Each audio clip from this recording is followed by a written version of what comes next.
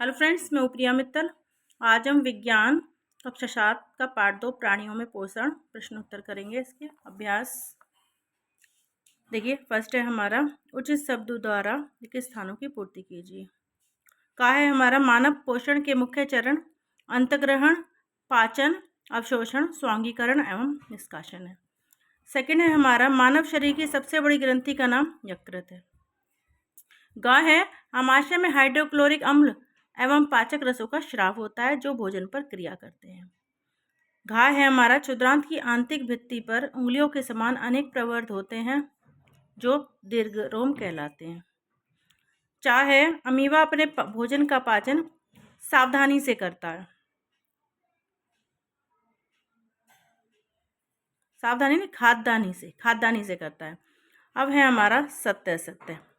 मंड का पाचन आमाशय से प्रारंभ होता नहीं, मुख से। ये क्रॉस है हमारा, असत्य है। जीव लाल ग्रंथि को भोजन के साथ मिलाने में सहायता करती है, राइट। पित्राशय में पित्तरस अस्थायी रूप से भंडारित होता है, सही। रूमिनेंट निगली हुई घास को अपने मुख में वापस लाकर धीरे धीरे चबाते रहते हैं। हाँ, जो जानवर होते हैं ना, वो घास खाते हैं ना, तो उनके मुख में वो धीरे धीरे वो चबाते रहते हैं। निम्न में से सही विकल्प पर राइट का चिन्ह लगाइए।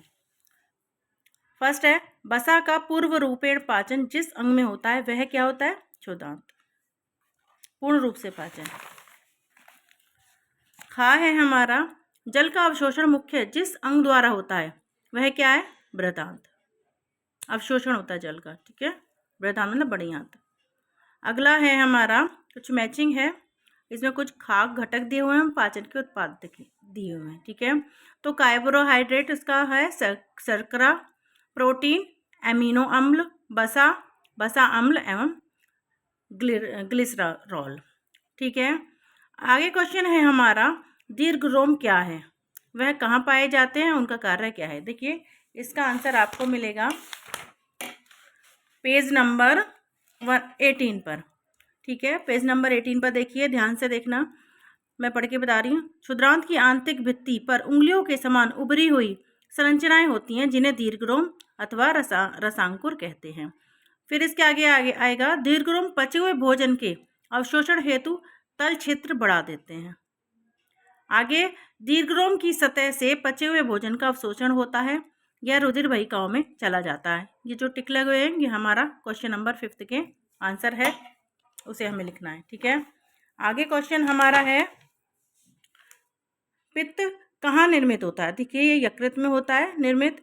यह भोजन के किस घटक के पाचन में सहायता करता है। देखिए इसका आंसर आपको मिलेगा पेज नंबर 17 पर, ठीक है। देखिए यहाँ से लिखेंगे, उसका तो पहले में तो यकृत आ जाएगा, फिर लिखेंगे यकृत गहरे लाल भूरे रंग की ग्रंथि है, यह शरीर की सबसे बड़ी ग्रंथि है, ठीक है। यह पित्तरस स्रावित करती है तथा जो थैली में संग्रहित होता रहता है उसे पित्राशय कहते हैं। पित्तरस बसा पाचन में महत्वपूर्ण भूमिका निभाता है, ये उसकी सहायता करता है, इस तरह से सहायक होता है। नेक्स्ट क्वेश्चन हमारा है उस कार्बोहाइड्रेट का नाम बताइए जिसका पाचन रूमिनेंट द्वारा किया जाता है परंतु मानव द्वारा नहीं। मतलब जैसे घास है, इंसान नहीं खा सकता पर जानवर उसे आराम से धीरे धीरे चबाते हुए खा लेते हैं और उनको वो पच भी जाता है। तो उस कार्बोहाइड्रेट का नाम तो सेल्यूलोज है, और इसका आंसर आपको मिलेगा आगे का पेज नंबर, देखिए यहाँ पर पेज नंबर 19 पे मिलेगा।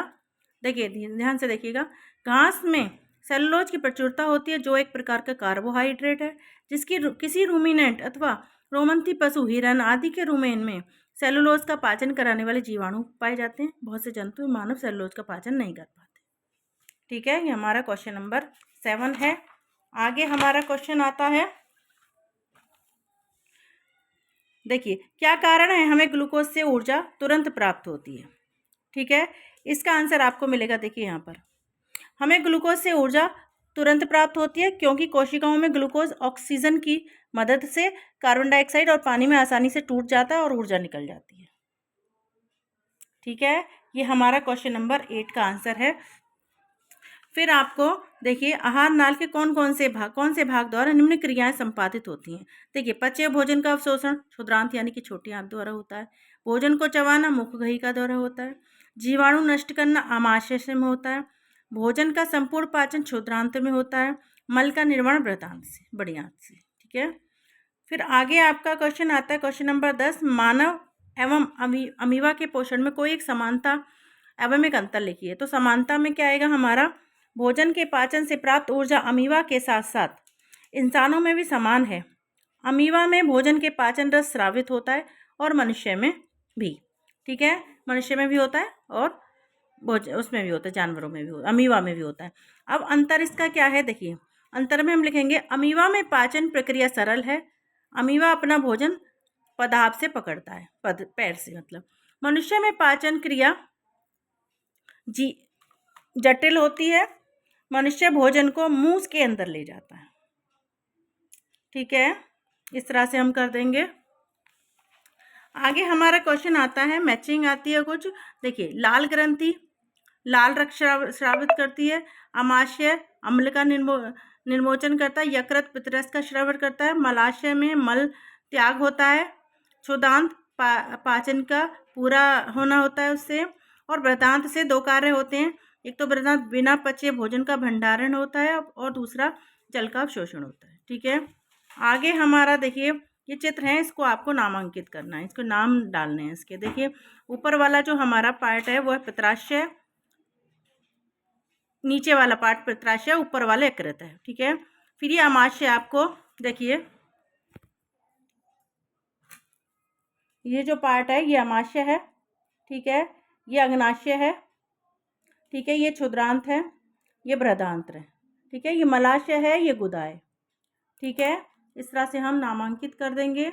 आगे हमारा 13 क्वेश्चन और लास्ट क्वेश्चन आ रहा है, क्या हम केवल हरी सब्जियां और घास का भोजन कर जीवन निर्वाह कर सकते हैं, इस पर चर्चा करना है। तो देखिए इसका उत्तर आएगा, कच्चे पत्तेदार सब्जी तथा घास में कार्बोहाइड्रेट होता है। ठीक है, मनुष्य उसे नहीं पचा पाते, इसलिए हम उन सब्जियों को पकाकर या उबालकर खाते हैं, जिससे सब्जियों को पकाकर खाने से वो चीज़ें हमारे पच जाती हैं। ठीक है, आपको मेरा वीडियो कैसा लगा कमेंट करके बताना और मेरी वीडियो को लाइक करना, मेरे चैनल को सब्सक्राइब करना। बाय, नेक्स्ट वीडियो में मिलते हैं।